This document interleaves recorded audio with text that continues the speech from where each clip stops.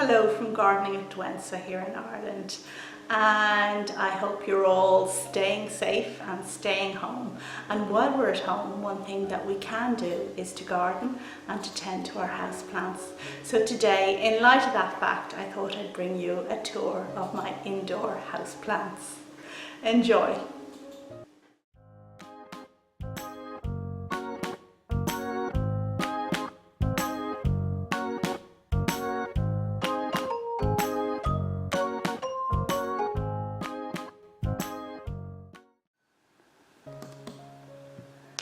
You're very welcome to this houseplant tour, and today I thought I'd take you around the kitchen and the sitting room in my house and give you the grand tour of all the houseplants that are looking really good for me right now.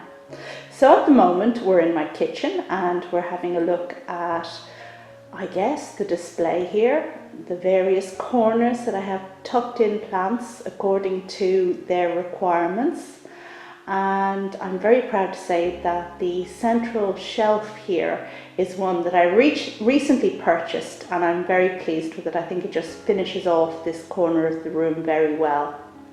So just having a look up above where I have a few more hanging plants, and I guess we will then go down below to see how low down this goes onto the floor. And now, time to look at the plants in detail. The first plant I want to introduce to you today is this glorious Stromanthe, which comes from the Brazilian rainforest, and look at how gorgeous it is. We've got cream, we've got dark green, we've got light green.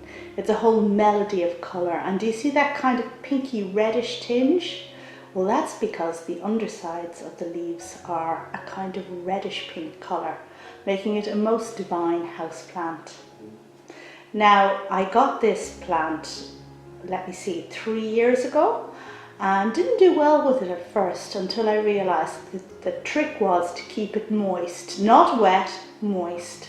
And this kind of goes against the grain for me because I'm so used to letting plants dry out between waterings, because that's definitely what you do with orchids. However, with this plant, it's not so. And if you touch the soil and it feels dry, then you've left it too long, and it's definitely time to give that plant a bit of a watering.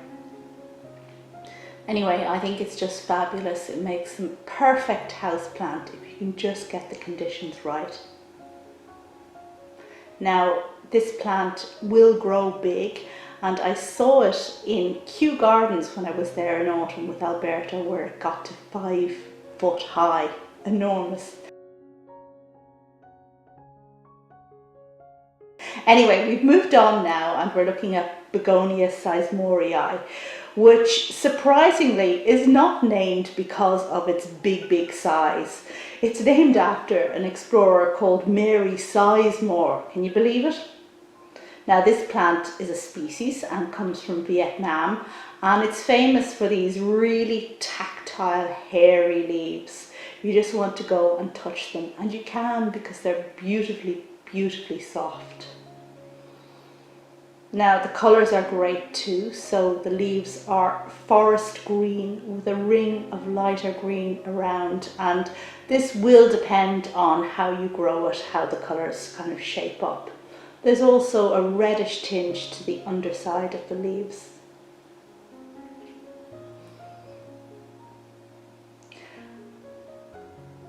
General information about begonias is that they should be kept moist, but the truth is that I let mine dry out between waterings, and they do well for me in those kind of conditions.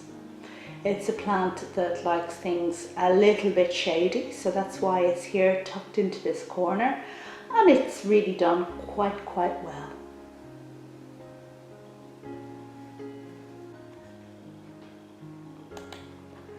And now a quick glance at my Neoregelia, which is a bromeliad that just gets on with it and looks like sunshine in a cup sitting there in the corner. I just keep the central part of it topped up with water. Next up we have a Calathea. Now, this is a relatively new plant for me. I have it for just a year, and I absolutely love the different colours and forms in the leaves. And I really wanted some of these plants for a long time, but I thought I'll just get one and see how I go, because they can be a bit difficult to cultivate. And it's done really well. Now, this is also a plant from the South American rainforest, and the hint is there that it actually needs to be kept moist. So not wet, but moist, like the last plant we talked about. And with those conditions, it has done really well. And look at those reds and deep maroons and the veining on the leaves. I think it's just absolutely gorgeous.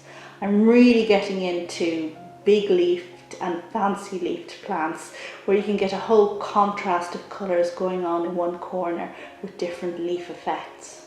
So this one needs a shady spot, and well, it does really well. One funny thing I noticed about it was that sometimes in the evening when I looked over it, it just didn't look as pretty as it should. And what was happening was the leaves were moving. So they kind of like stood upright in the evening, and you didn't see the colours on the inside of the leaves so well, and therefore it didn't look so pretty. And later on I found out that this is just something that this plant does. And here in the corner we have a stripy Dracaena that my daughter got years and years ago, and well, it has been neglected, but it does well now. Now we're moving over to, I guess, the main display in the kitchen, and we're having a pan down this shelving where I keep mostly orchids, and I'm not going to dwell on those today because this isn't an orchid tour, but one thing I will point out is this fantastic Hippie Astrum, which is looking magnificent at the moment. Now this is a species Hippie Astrum that I got last year as a bulb, and what I absolutely love about it is the colour. This shade of orange just sings to my soul. It's a fantastic thing, and with the light behind it, it is just, well, I think it's just amazing. Doesn't last too long in flower, but it's well worth having just for that big injection of colour in the kitchen. Now you see the stem is very long, and it's just beginning to put up leaves now. Those leaves coming in from the side are from an orchid, but it's just putting up its first leaf now, which comes after the flowers. And we'll luxuriate just for one final moment at the detail of this plant. And you can see that there's yellow in there deep in the throat, and that kind of pale orange, and the petals that hold themselves so beautifully upright. 3 flowers in total, and yeah, a sunny joy in the kitchen. And it's flanked here on the left by a begonia, a no ID begonia, and despite it having no ID, I think it just looks so wonderful. Now this plant desperately needs a repotting. I've been keeping it small in that tiny pot, but I just love how it looks with the sun behind it. And I wouldn't be able to display it so well if I put it in a bigger pot, because I wouldn't be able to hang it. So I've been just being cruel to it and holding it back. But it seems to be tolerating this bad behaviour. And although we're not talking about orchids in this video, I couldn't help but show you this beautiful Oncidium Shayin, which came up in the last orchid tour. So if orchids are your bent, go and check that out. And breaking news, I just recently got my first orchid of the year, which is this wonderful Cattleya percivaliana, which came to me with 2 buds. The one on the left is just about to open, and the one on the right unfortunately perished in transit, but the plant is healthy. And I got this from Curlin Orchids in Germany, and actually I just went to them to buy bark because I desperately needed orchid bark to repot my Cattleyas.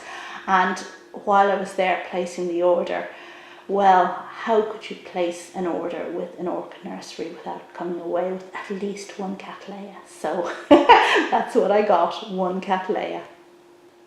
Our next port of call is this gloriously elegant Begonia Luxuriance. And it is indeed a begonia, but you might be mistaken for thinking it's something like a Schefflera, because these leaves really do not sing begonia. Look at the canes, that's how you can tell. and this has just started into new growth for spring, and as a result I decided to cut it back because it was getting very leggy, having been grown too warm. And I think I did the right thing, because now it's pushing out lots of good growth, and also from the very bottom of the plant, which we'll have a look at now. And I think I'm going to end up with a much nicer, bushier, more handsome plant as a result of this operation than if I'd just let it grow tall, tall, tall for the sake of growing it tall. And over here is what I did with the luxurians cuttings. Now don't mind that, that's a begonia that I stuck in water last autumn. I was just too lazy to do anything with it. And I guess the same is true with the luxurians cuttings. I just stuck them in water. And look.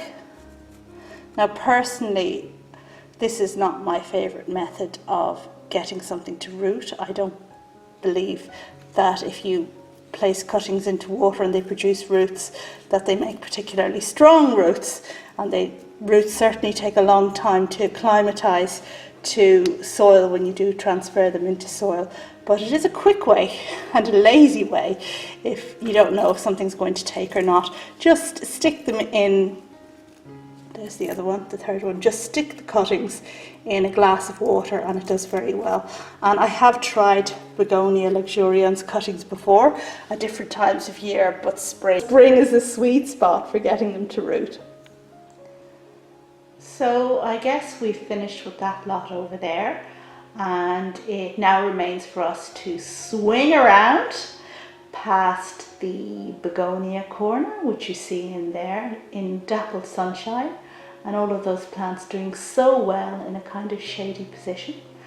And we are going to address the elephant in the room, or should I say more precisely the monster in the room, because we haven't yet had a look at my wonderful Monstera deliciosa. And this plant, you'll recall from a recent video, fell off of this shelf here onto the floor, and there was some damage. It broke in several places. But I then restaked it and put it back in position, and I think it has done really, really well. It looks more full and rounded and filled in than it did before. And actually probably it was a fortuitous event that it fell down, because I wouldn't have done anything with it if it had just stayed there, except walk very carefully past it as it leaned out. And on this windowsill here we have my fig leaf tree, or I can't remember what the common name for it is, but putting the botanic name up on the screen as usual. And this is one with glorious, glorious big leaves that I bought maybe 2 years ago at a get-together, and when I saw this in the garden centre I just said, oh yeah, that's the plant, that's the one I have to have. And it is doing really well, slow growing, really, really slow growing. It has in fact pushed up 2 new leaves since then, but yeah, it's one for patient growers. Okay, so at risk of making you dizzy, I'm going to swing you back towards the main display once again, and we are going to say farewell to this display because we're going to venture over into the sitting room where I have some more plants that I want to show you. And we may have a few little surprises in store there. And certainly the display in the sitting room is new. The shelves, all of the 3 shelves that you're going to see are ones I just purchased recently. So it's kind of exciting to have new shelves to display things on, and always so fun to take plants and show them off to their best effect. Okay, let's go in and have a look.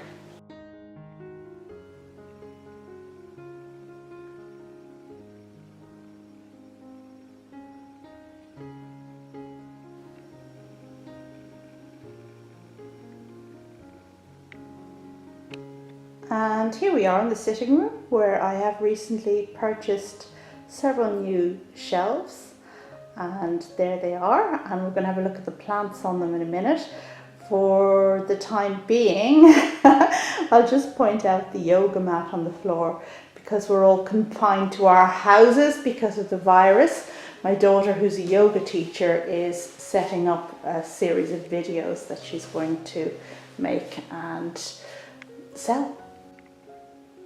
And here I'm just giving you a pan down the shelving here on the left. And as you can see, it's not overcrowded at the moment, and hence the joy of new shelving, I guess. The longer something stays in situ, the more the temptation is for it to fill up with little bits of plants that don't quite fit somewhere else, and you think, oh, that'll be a good position for them. But at the moment, it's kind of sparse looking, and that's the way I like it. And here we are panning up the other side and ending with this plant here at the top. And at the very top here we have my pregnant onion, and this is the strangest plant you're likely to see. And it gets its name from the fact that the codices here produce swellings, which you can just see there, these little bumps. And then what happens over time is the outer skin kind of gets loose. It's getting loose now. It goes brown and it fades off, and out pop these babies. Now let's see if I can find some somewhere else. And this is what the little babies look like when they come out. And yeah, so these make lots more plants, and it is a bit of a brute, this thing. As you can see, there are just lots and lots of growths on it, and it's squeezing out over the edge of the pot, so it desperately needs a repot. And I believe the woman I got it from just got so fed up with the fact that it just got so big and seeded around the place that she got rid of it. But you know, I'm delighted to have it. Down below we have some Streptocarpus and Oncidium sotoanum here, which is finished flowering for the year. And this room, I should mention, is really quite cold, so the fact that I've put my coldish orchids in here is because it's a colder room. And down here we have Coelogyne. Now this is one that really can take a 5-degree minimum, so it could be in the greenhouse, but I just felt that it was getting too neglected in the greenhouse, so I brought it in here. We'll see if I manage to flower it again this year. On the centre aisle we have Hippie Astrum papilio, which is finished flowering in high leaf at the moment, and the same here for this orchid. And this looked fantastic when it was in flower, and now it's busy making lots and lots of new growths. 1, 2, 3, 4, 5, lots of them. And it's flanked by this gorgeous begonia at the front. Curly Fire Flush is the name for this one. And as you can see, the leaves really are quite sumptuous. The backs are very green and the front very red and hairy, which is a wonderful combination.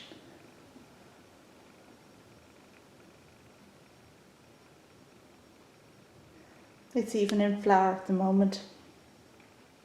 Here we have some flowers. And this one, of course, I bought when I visited Dibley's Streptocarpus nursery in England a few years ago. I was very delighted to pick it up, having seen a big one there in the shop. It's a really quite beautiful thing. And we're taking just a look at the few plants here at the very front of the staging. And noteworthy is this Streptocarpus. Now, it's noteworthy because of the enormous size of its single leaf.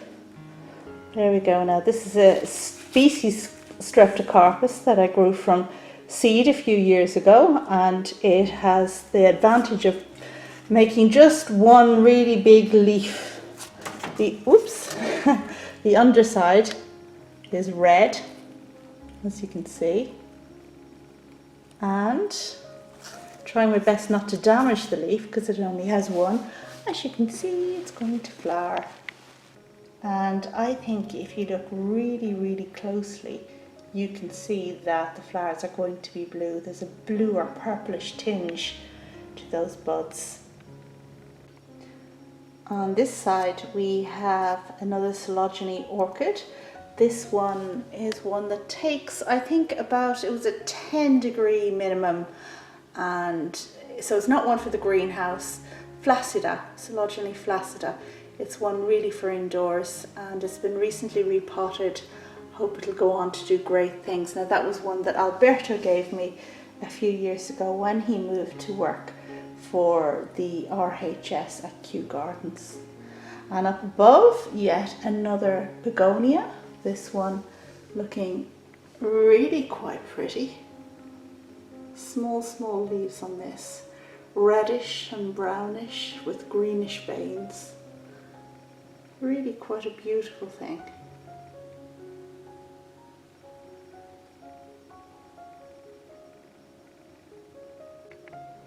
Moving up from there, we have a coffee plant.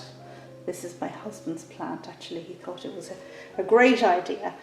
And, well, it produces green leaves. What can we say? Actually, I've looked at this more closely, and I think what we actually have is several cuttings all in the one pot.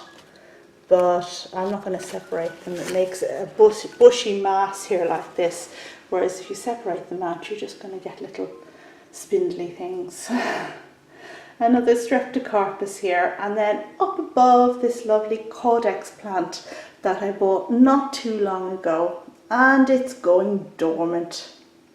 Now we can tell it's going dormant because these leaves have turned yellow and are withering, which is just a bit surprising since the plant is actually pushing out new growth. It hasn't gone dormant for me at all since I bought it first. I think it was last summer, so yeah, just slightly worrying that it's going dormant at the same time as pushing out new growth. Anyway, I'm going to lay off with the watering and we'll see how it goes. So there's the Codex on this plant, which is this swollen mass that lives above the soil and does a good job of storing water for the plant in times of drought and need. There we go. And on this windowsill here we have my frag collection. This is an orchid that sits in water. We have next to it Dracaena, I think. And this is a plant that, it's such an easy house plant. It takes very little light as well, you know, it just gets on with its stuff. And on this windowsill here we have my Hippie Astrums, and this one has a nice fat bud, so we can expect flowers soon. Okay, and that brings me to the end of this video, which I hope you enjoyed. If you've any questions about my houseplants, please jot them down below and I'll be happy to answer them. In the meantime, stay home, stay safe, and I'll see you on the next video. Bye!